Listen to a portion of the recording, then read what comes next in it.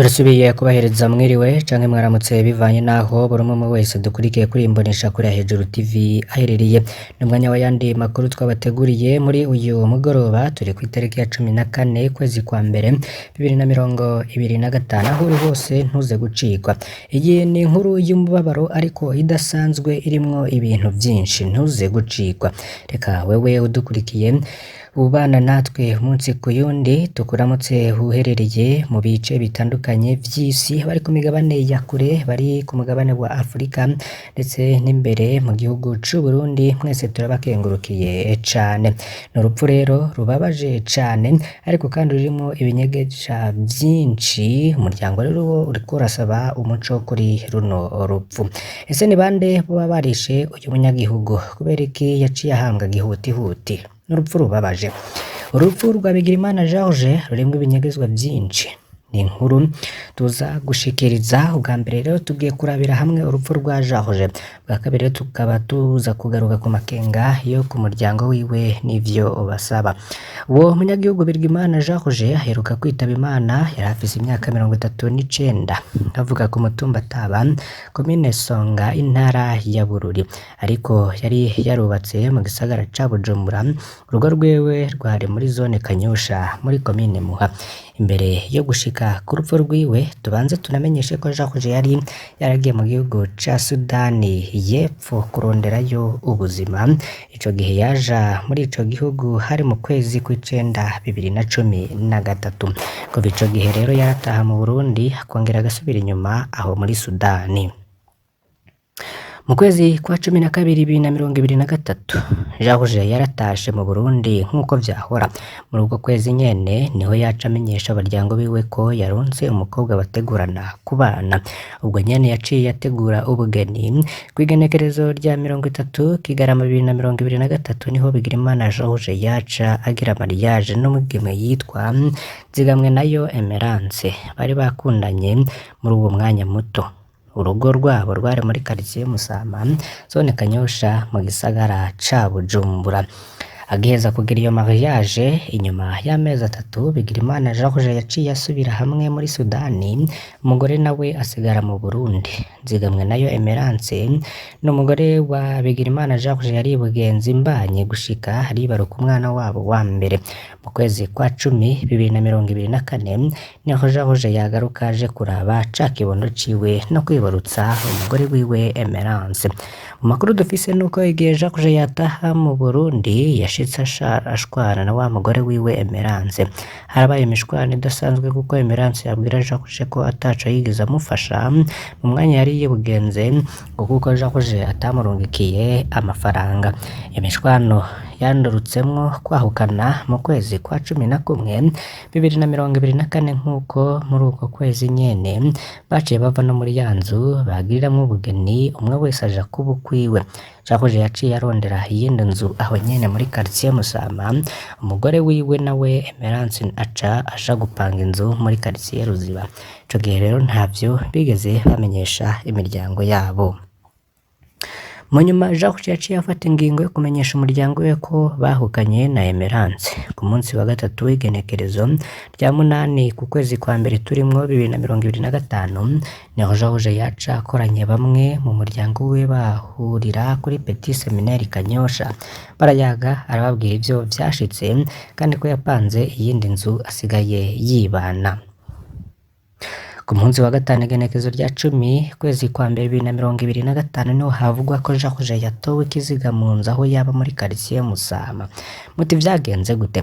Ku munsi wa gatandatu tariki ya 11/0/2025, bamwe mu muryango wa George baramuhamagaye kuri telefone ico bashaka kuyaga baramubura. Telefone yiwe yarahamagara akabura uyitaba. Aho niho baca bakebwa bamaze kubona ko umunsi wose ugira uhereye batariko bamutora. Abo mu muryango wa George baciye bahamagara kuri telefone wa mugore bahora bubakanye, Emerance Nzigamwenayo. Uwo nawe rero yaciye abishura ati jewe sinzi yari kuko haciye amezi 2 twaravanye ntitukibana. Bamwe bo mu muryango wa George baciye banyaragasa barondera uwundi yobafasha kumenya aho yimukiye. Uwo muntu rero yaciye ababwira ko aja kuja yimukiye muri quartier Musama apanze inzu mu rugo rw'uwitwa Niyongere Dansire. Baciye bajayo uwo munsi nyene kw'itariki ya 11 ukwezi kwa mbere 2025. Bashitse aho mu rugo kwa Niyongere Dansire baciye babwirwa ko uwabo Bigirimana Jean Roger yapfiriye mu nzu kandi bamaze kumuhamba ngo kuko yari yaratanguye kononekara canke no kunuka. Ivyo rero tukaba tunabisaga no mu cegeranyo cakozwe n'Inyamiramabi yo mu Kanyosha. Nizigiyimana Fabrice aho yamenyesheje ko ikiziga ca Jean Roger catowe kw'itariki ya 10 ukwezi kwa mbere 2025 catanguye kononekara. Ico cegeranyo kikaba carateye n'amakenga abanyagihugu. Aha niho rero abaryango ba Jean Roger batigeze banatahura. Ni inkuru rero tuzobagezako igice cayo ca kabiri. Reka tubabwire n'ayandi makuru ariko aravugwa irya nino. Hari uyundi ariko aratabarizwa, ni Nkurunziza Kevin, umunyagihugu ariko aratabarizwa inyuma yo kuburirwa irengero. Ni umusore w'imyaka 31 avuka muri quartier Kinindo, zone Kinindo, commune Muha, mu gisagara ca Bujumbura, mu kazi ka misi yose.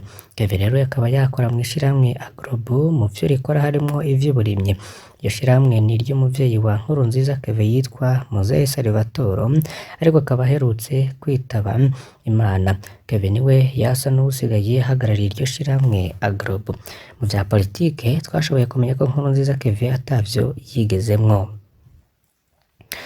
Uko iburwa irengero rya Nkurunziza Kevin ryagenze reka tubibabwire. Kuva ku munsi wa 4 igenekerezo rya 9 ukwezi kwa mbere 2025 niho umunyagihugu yaburirwa irengero. Ku munsi wa 6 igenekerezo rya 4 ukwezi kwa mbere umusore Nkurunziza Kevin yaraduze mu ntara ya Mwaro, aho bivugwa ko yabari yaduze kuraba ivy'amatongo asigwa na se wiwe Muzehe Salvatore aherutse kwitaba Imana.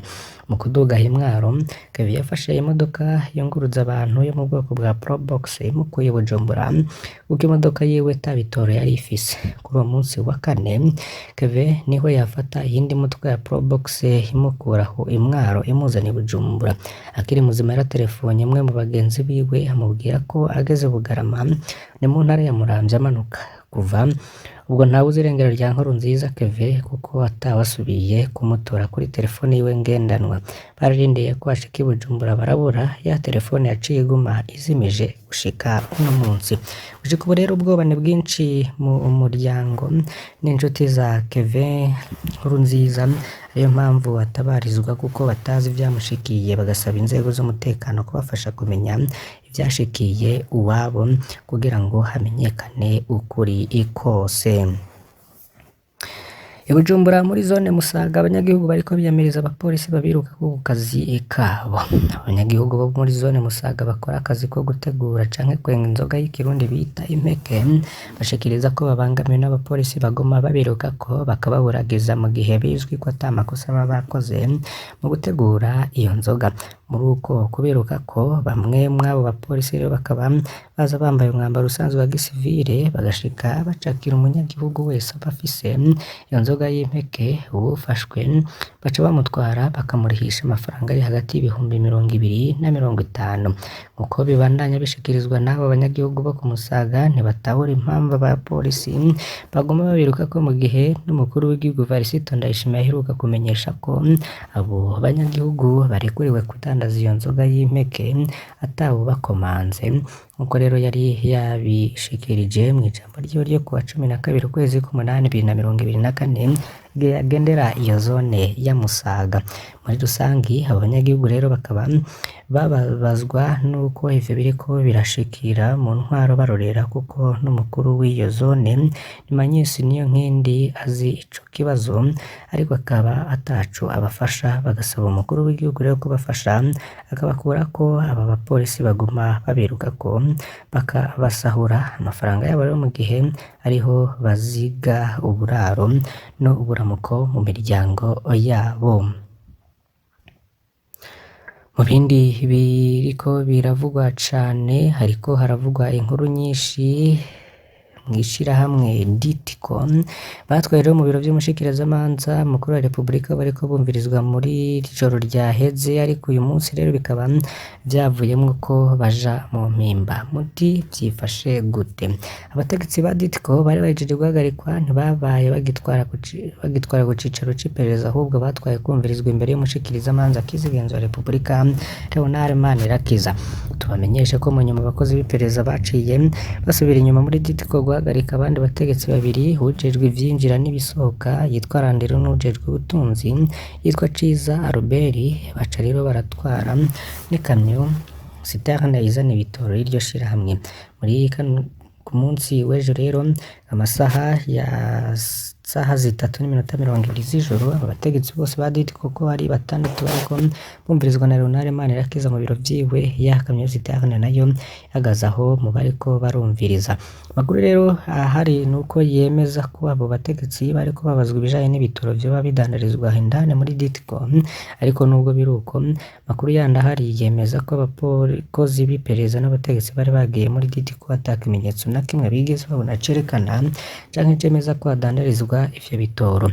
Abakozi ba Ditiko rero bakaba batangajwe no kubona babarongoye baciye rero bahagarikwa, bagatinya ko hari ibindi vyoba vyinyegeje inyuma. Mu makuru rero hari nuko abategetsi ba Ditiko boba bagira bace batwarwa gufungira mw'ibohero rikuru rya Mpimba, gusa rero bikaba vyaranabaye uyu munsi rero. Ni nyuma yo kumvirizwa n'umushikirizamanza kizigenzo wa Repubulika, umuyobozi mukuru wa Ditiko Protais Dushimirimana n'umwunganizi wiwe yitwa Mukunzi Bella nibo baciye batwarwa mw'ibohero rya Mpimba, kabashikanwe igihe c'isaha 8:40 za gatondo. Makuru rero hari nuko abandi bategetsi bane ba Ditiko nabo baravuga mu makuru barekuwe muri iryo joro nyene bakaba bari mu miryango yabo, nkuko rero bishikirizwa na King Umurundi yavuze ko yabikoze ko amatohoza. Mu yandi makuru rero tugiye tubashikirize mu binyamakuru bigiye bitandukanye. Ikinyamakuru Magazine Jimbere kivuga ko agatererano kari katanzwe kugira ngo Gilbert Kanyenkore asezeranwe iteka mu vyo kumenyereza nikamugezeho kose, kuko ngo yaronse miliyoni 3 mu yashika 13 yategerezwa guhabwa. Ni inkuru rero yatangiye gukwiragira mu ijoro ryo kuwa 13/0/2025 aho abari baterereye kugira ubwo buryo bwegeranwe babonye nyamumenyereza miliyoni 3 z'amarundi, kandi hari hatojwe yarengayo. Mbere bamwe bakaba bari biteze ko aronka miliyoni 17 z'amarundi, uko vyemezwa na bamwe bari bagize umugwi utegura ibirori vyo gusezerana iteka Gilbert Kanyenkore hatazirwa Yaounde. Zuguru rero zatanguye kuboneka, urukino rwari rwateguwe hagati y'abakinyi ba kera ba Vitaro FC n'abaririmbyi rurangiye. Bamwe mu bari muri komite bakaba basaba ko ubwo buryo bwose bwatojwe guhabwa Gilbert Kanyenkore ku mugaragaro, abandi nabo bagasaba ko bobanza gukuramwo ayiwabo kuko nabo babiza ko bariko barategura ivyo birori. Aho bose rero batabihurije ko vyaciye birangira bari mu rwitegura ivyo birori bahawe umwe ayangana n'ibihumbi 578. Bose bamwe bari 11, umuci bundi usigaye bakaba baca bawuha mumenyereza, ubundi rero bakaba bawuriha ibyo bakoresheje. Ngo nawe biruko rero hamaze kuba imyidogo ya benshi, imbere bamwe mu batanze uburyo bamaze gusaba ko butanga umuco, niho bamwe bikubita agashiko ubwo buryo bwosubizwa kugira bwose bumushikire gushika muri kano kanya. Mbavu y'ivyo ngo hari amafaranga yatojwe ku bari bamye kurorera urukino kibuga ca Centre Technique National, hatojwe rero n'ayangana miliyoni 4,500,000 Marundi. Muri ayo rero ibice 40 vyayo yaciye ahabwa umugwi ugizwe n'abaririmbyi. Reka rero tubakengurukire cane mwe mudahwema gukurikira amakuru n'ibiganiro, mbasabe kugira ngo ntimuze gucikwa n'ayandi yose tuzobagezako kuri iyi mbonesha kure ya Hejuru TV. Mane bahezagire.